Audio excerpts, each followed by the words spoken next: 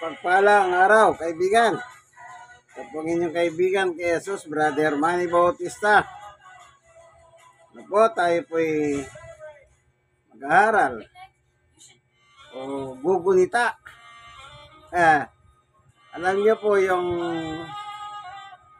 araw ng linggo, sa mahal na araw, yan po'y pag-alahala natin na mayroong isang Jesus na pinako sa krus na muli siyang nabuhay ng ikatlong araw. Kung titignan natin, parang ganito. Huwebes ng gabi at saka Biyernes ng gabi, isang araw, ano po? Biyernes ng gabi at saka Sabado ng gabi, bali dalawang araw. Sabado ng gabi, Linggo ng gabi, bali at tatlong araw. Ano po? Parang ganun po siya. Kukwentiin natin sa gabi. Kasi nang hinuli si Jesus, inalikan siya ni Judas, yun day gabi. Na may dala po silang mga sulo, ano? Yan. Kaya nagbangon siya, ikatlong araw. Yung umaga ng linggo. Yan. Kasi yung sa mga Hudyo, yung araw ng Sabado, ay Sabbath day sa kanila. Kaya hindi sila pumayag na yung tatlo, si Jesus tsaka yung dalawang tulisan, ay manatili sa ibabaw ng krus. Kailangan matanggal sila dahil kinabukasan ay Sabbath day ng mga Hudyo. Po, kaya si Jesus kinuha na nung taga Arimatea, si Jose. Pinag-iusap niya kay Poncio Pilato na kung maaari makuha niya at mabigyan ng tamang libing. Di naman tumutol si Pilato. Kasi patay na rin naman po si Jesus doon, ano? Kaya kinuha siya ni Jose na taga Arimatea. Okay. Itong darating po yung mahal na araw, yan ay paggunita natin. Yung iba naman, reenactment. Yung nangyayari, lalo po sa parting Pampanga, yung sa may Barangay Kutod, San Fernando, na ang pinaka-main actor doon ay si Ruben Enaje at the age of 64. Ano po, siyang pinaka-star ng Kutod, Barangay Kutod, San Fernando. Pero sa mga ibang lugar, meron din po pala, kanya lang, mas popular itong Kutod. Ito yung dinarayo ng mga libo-libong tao, maging mga foreigner. Nagsasadya talaga sila doon. Pero meron din pala sa mga ibang lugar, ano, na napapanood natin. Kanya lang, hindi kasing popular na naging popular yung Barangay Kutod, ano. Yun naman ay reenactment kung tawagin. Reenactment naman. Ano po? Yan, lahat ng yan, yung nagpapapako sa cross, reenactment. Pero yung iba nagpapasa ng cross, hindi naman sila nagpapapako. Ewan ko, maring reenactment din yon, kanya lang walang kasamang pagpapako. Basta nagsisimula ng yung iba Lunes Santo, meron ng mga naglalakad eh. Nung araw, nung sa transportasyon ako, nakakita na ako ng ganan. Pagtungtong ng Lunes Santo, marami na naglalakad at marami silang baon. Kung saan sila makaabuti ng gabi, meron silang gamit o makakain. Ganun po, ano? Pero moron, pag Biyernes Santo, alas 5 ng madaling araw. Karamihan alas 5 ng madaling araw. Ang dami po, lalo na ngayon. Parang kabuti sila. Nagsasalubong. Kanya lang, iba-ibang style. Nagpapasa ng cross, ang haba ng mga cross. Yung iba naman, Hindi naman nila pinapasa, kanya nakaganon naman, eh buhat-buhat nila sa likod para silang mga cartel style. Yung iba naman, yung, ayan, naggaganyan sa likod. Maraming, ang tawag naman nila dyan ay mga sakripisyo. Kumbaga, nagsasakripisyo sila sa iba't ibang kadahilanan, iba't ibang mga kahilingan. Kumbaga, may mga request sila sa Diyos, nagsasakripisyo sila. Kanya lang, yun ang kanilang na nakagisnan, natutunan. Bagamat nasabi na simbahang Katoliko, hindi namin pinapahintulot yan.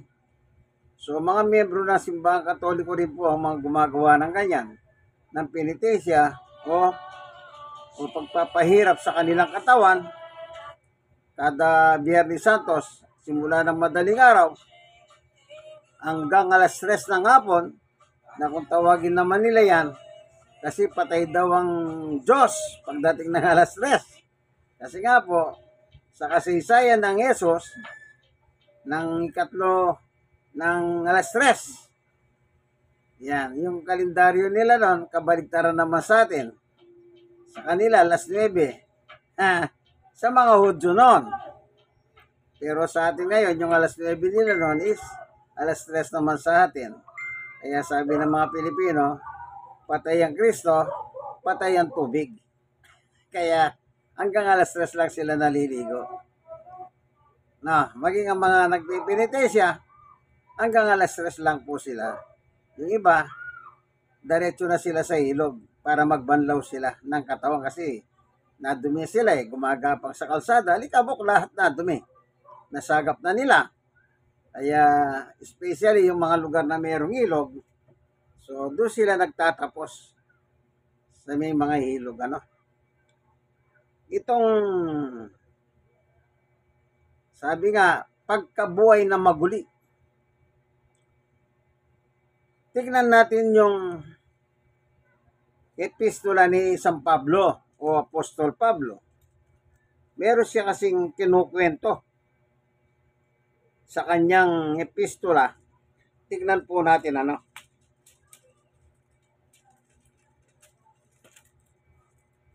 dito sa chapter 15. Sabi sa chapter 15 verse 3 and 4. Ano sabi ni Pablo? Sapagkat ibinigay ko sa inyo itong pinakamahalagang aral na tinanggap ko rin. Aral ito, pero pinakamahalagang aral na kanyang tinanggap. Anong sabi niya? Sapagkat ibinigay ko sa inyo. So, ibig sabihin, itinuturo niya yung pinakamahalagang aral. Pinakamahalagang aral na tinanggap niya. Sapagkat ibinigay ko sa inyo itong pinakamahalagang aral na tinanggap ko rin. Si Kristo'y namatay dahil sa ating mga kasalanan bilang katuparan ng nasasaad sa kasulatan. 4. Inilibing siya at muling nabuhay sa ikatlong araw ayon din sa kasulatan. So kung mapapasin ninyo, gumagamit siya ng Biblia. Hindi siya naggumagamit na sarili niyang aral. Sapagkat si Pablo, wala namang aral talagang dala. Kaya ayon sa Biblia, sabi niya kasulatan. Kaya yung sinasabi ko po sa inyo, dahil gabi siya kinuha, dahil nung gabi na may dalasulo sila, yung mga huuli, Webes ng gabi, Biyernes ng gabi, isang araw. Biyernes ng gabi, Sabado ng gabi, 2 araw. Sabado ng gabi, Linggo ng gabi, 3 araw. Yan. Parang ganun po yan, Nung umaga ng Linggo, umaga. Yan, nang pumunta po si Maria Magdalena, wala na siyang inabutan po. Ano po? Okay. Saka natin kukunin yan. Ito muna tayo kay Pablo. Anong sabi niya?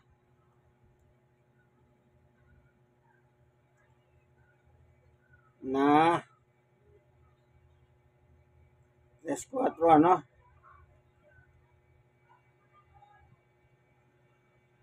At siya'y napakita kay Pedro saka sa 12. Ito na yung pagkabuhay na maguli ni Jesus, ano? Kung mapapasin natin sa verse 4, inilibing siya at muling nabuhay. Muling nabuhay is risen.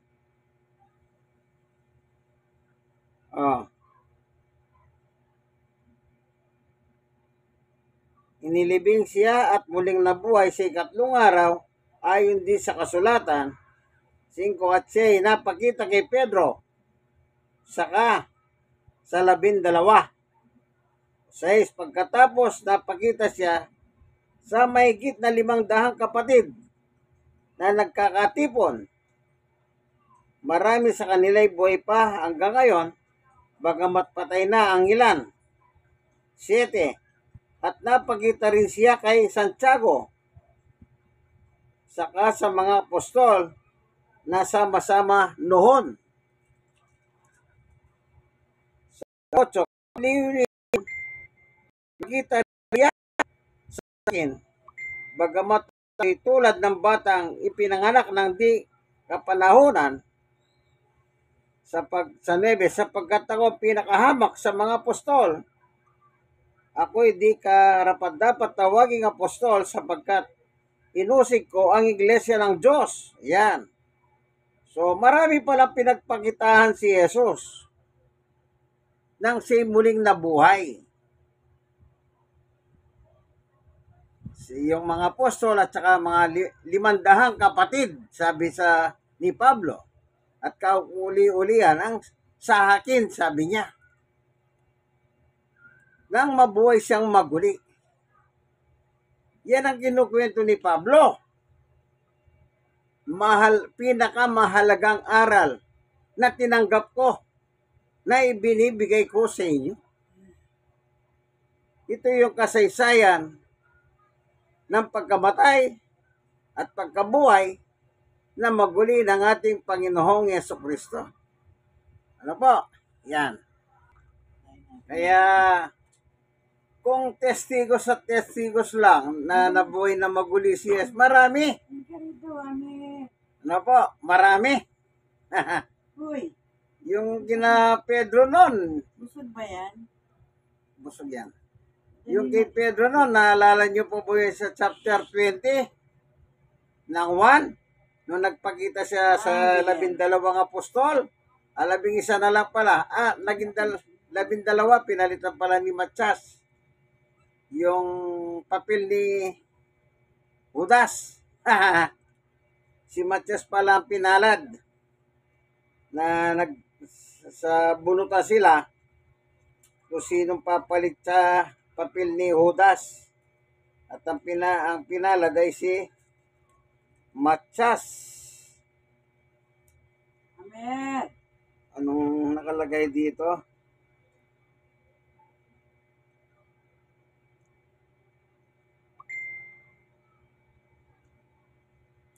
Ito.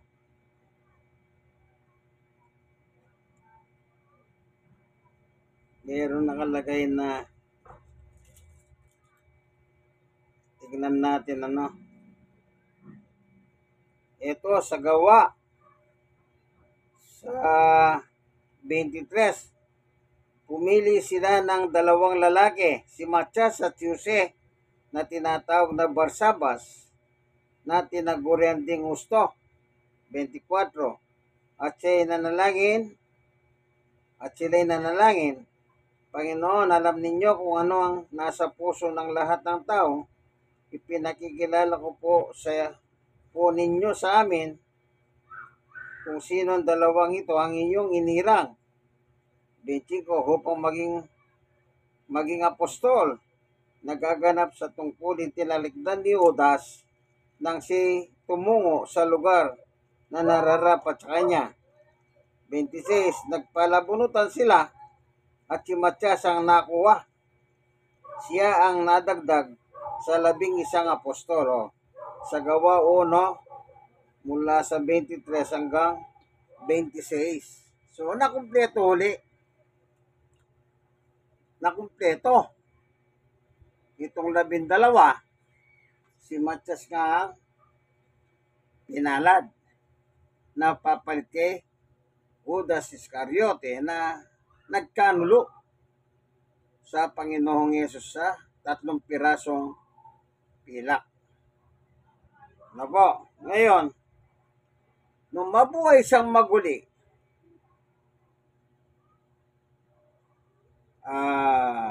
sa 1, tignan natin mahaba ang kasaysayan ng pagkabuhay ng maguli Maraming kwento po dyan na pwede natin kunin. Pero ika nga, dahan-dahan lang. Dito sa chapter 20, ito, chapter 20, yung eksena nila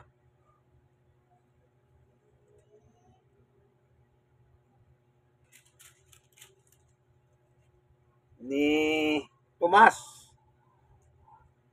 sa 24. Ngunit si Tomas na tinaguri ang kambal, isa sa 12, at wala roon nang dumating si Jesus. 25. Kaya't sinabi sa kanya ng ibang alagad, nakita namin ang Panginoon. Sumagot si Tomas, hindi ako naniniwala hanggat hindi ko nakikita ang butas ng mga pako sa kanyang mga kamay at naisusot dito ang aking daliri, at hanggat hindi ko naipasok ang aking kamay sa kanyang tagiliran. To see is to believe, si Tomas. Kaya tawag dyan, Tomas na maduda. Yung butas ng dito, tsaka yung butas sa tagiliran. 26. Makalipas ang 8 araw, ika-8 araw, muling nagkatipos sa loob ng bahay ang mga alagad. Kasama nila si Tomas, nakapinid ang mga pinto. Sarado yung bahay. Ngunit pumasok si Jesus. Kasi po, nung mabuhay siyang maguli, tumatagos na siya sa mga pader. Wala nang adlang. Kasi nga po, ang katawan niya ay katawang malwalhati na po. Yung katawan na binigay ng Diyos na inihandog sa cross, wala na po yun, namatay na po yun, yung katawan. Kasi kung hindi lalagyan ng katawan o laman si Jesus, hindi po siya may papako. Kaya nang buhay siya ng Diyos na maguli sa 3 araw, ayan, nagpakita siya sa kanyang mga apostol. At ito nga po yung eksena. Nasabi ng mga apostol, nakita namin, sabi nito, kailangan makita ko yung buong pala kayong sa tagiliran para may pasok itong aking mga daliri. Sabi niya, or kamay sa tagiliran. Okay?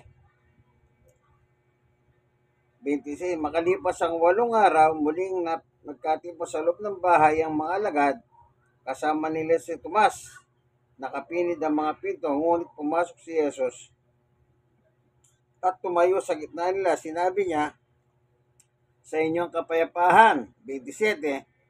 Saka sinabi kay Tomas, tignan mo ang aking mga kamay, at ilapit mo dito ang iyong daliri.